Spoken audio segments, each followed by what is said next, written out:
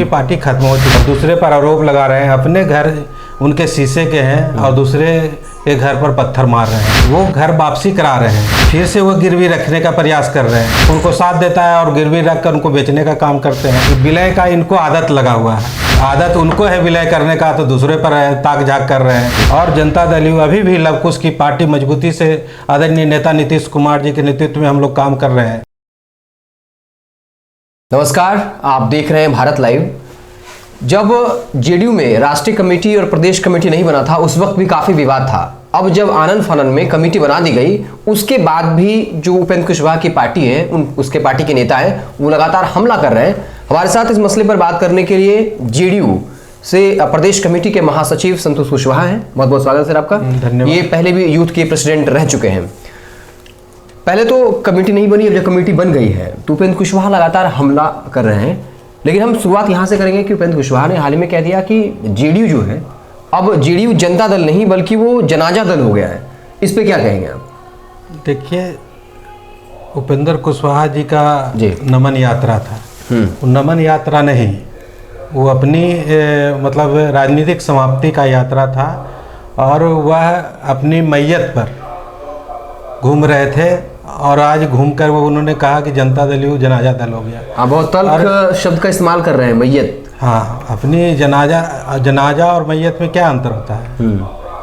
आप जानते हैं कि अपनी जो उनकी जो पार्टी थी, उनकी पार्टी खत्म हो चुकी है। अपनी पार्टी तो विलय कर दी थी पहले ही, फिर भी वह राजनीतिक यात्रा पर निकले हैं। राजनीति का वह अंतिम यात्रा था उपेंद्र कुशवाहा जी का, नमन यात्रा। वह पूरी तरह से राजनीति में अब समाप्त हो चुके हैं और दूसरे पर आरोप लगा रहे हैं, अपने घर उनके शीशे के हैं और दूसरे के घर पर पत्थर मार रहे हैं। लेकिन वो लगातार दावा कर रहे हैं कि हम जहाँ जहाँ भी जा रहे हैं सैकड़ों की संख्या में कुशवाहा समाज के नेता हमारी पार्टी में शामिल हो रहे हैं, कभी 100 कभी 150 की संख्या में। तो उनका ये दावा है कि कुशवाहा समाज के नेता हमारे से जुड़ रहे हैं, जेडीयू में अब कोई कुशवाहा नहीं बचा है। देखिए, कुशवाहा समाज का नेता किस का दावा कर रहे हैं? वो जो यात्रा पर जो जिस लोग को विलय अपने में मिलवा रहे हैं, वो घर वापसी करा रहे हैं। जो अपने पद के लिए, अपने कुर्सी के लिए जो गिरवी रखे थे, जिन कार्यकर्ताओं को, उसको छुड़ाकर फिर से दूसरे जगह गिरवी रखने का गिरवी रखने का अथी कर रहे हैं। फिर से वो गिरवी रखने का प्रयास कर रहे हैं। तो उनके कार्यकर्ता तो हमेशा उनको साथ देता है और गिरवी रखकर उनको बेचने का काम करते हैं।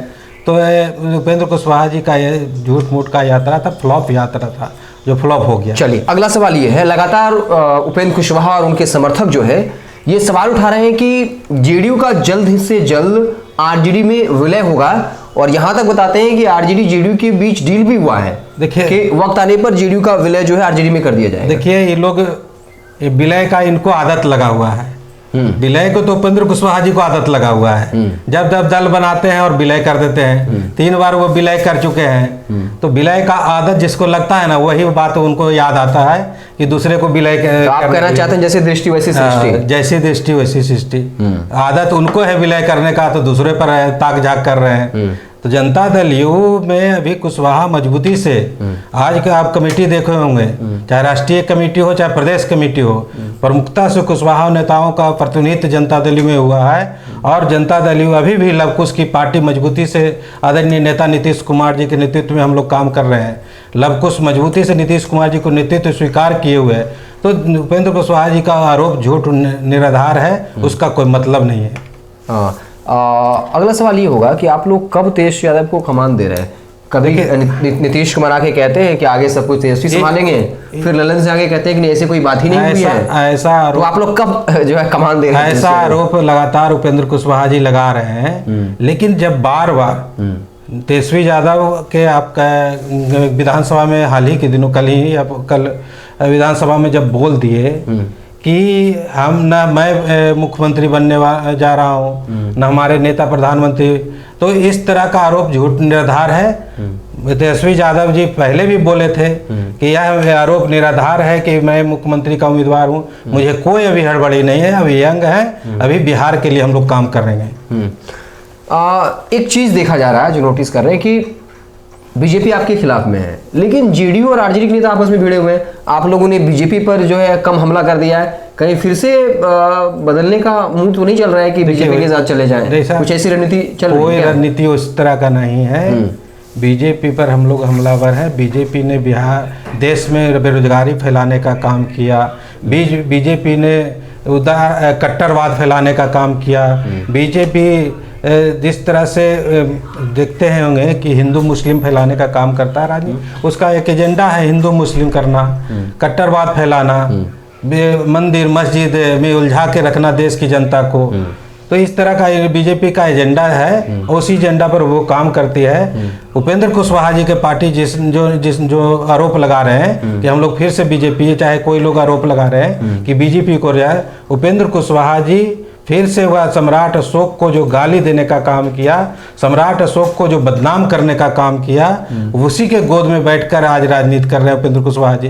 तो उपेंद्र कुशवाहा जी को बताना चाहिए कि सम्राट अशोक को अपमान करने वाले के गोद में कैसे बैठ गए। उपेंद्र कुशवाहा ने अपने बातचीत में कहा कि नरेंद्र मोदी के सामने इस वक्त कोई भी चेहरा नहीं है, उनकी करिश्माई व्यक्तित्व है, उनका टक्कर में कोई नहीं है। क्या कहेंगे? देखिए, यही उपेंद्र कुशवाहा जी एक दिन कह रहे थे, जनता दल यू में थे तो कहते थे कि नीतीश कुमार प्रधानमंत्री के लायक उम्मीदवार हैं, पीएम मटेरियल है। और आज कह रहे हैं नरेंद्र मोदी करिश्माई नेतृत्व है। तो इनको तो लग रहा है कि हमको नरेंद्र मोदी जी ज़्यादा से ज़्यादा सीट देंगे तो हमको चुनाव लड़ेंगे। तो उनको अभी लोभ सताए हुए है। समाज का लोभ, समाज का चिंता नहीं है उनको, उनकी अपनी चिंता है, अपनी कुर्सी की चिंता है। तो इस तरह का बयान दे रहे हैं। हालांकि उपेंद्र ने ये भी कहा कि सबसे पहले मैंने ही कहा था कि नीतीश कुमार पीएम मटेरियल है। देखिए, झूठ बोल रहे, झूठ का भी सीमा होता है। कैसे झूठ है? झूठ का सीमा होता है।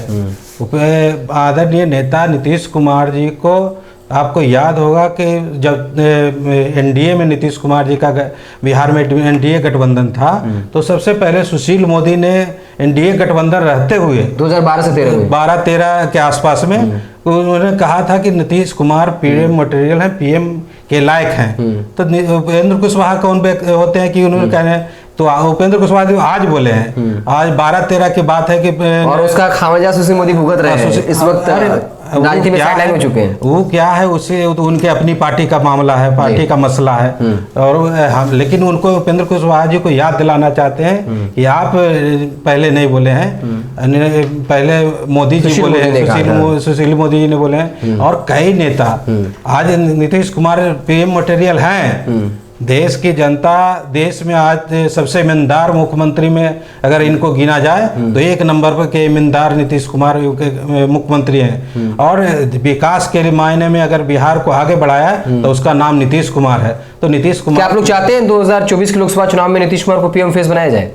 हम लोग तो लगातार बार कहते हैं कि नीतीश कुमार प्रधानमंत्री। जेडीयू की तैयारी है, कहते नहीं, जेडीयू की क्या तैयारी है? पीएम फेस पे प्रोजेक्ट करने की तैयारी है? नहीं, जेडीयू कौन नहीं चाहता है? कौन नहीं चाहता है कि हमारे पार्टी के नेता मुख्यमंत्री बन जाए, हमारे पार्टी के नेता प्रधानमंत्री बन जाए? सब लोग चाहता है। तो इसके लिए हम लोग लगे हुए हैं, महागठबंधन को एकजुट कर रहे हैं। और महागठबंधन के एकजुट में अगर जो बात तय होगा उसको पीएम फेस के लिए हम लोग तैयारी करेंगे।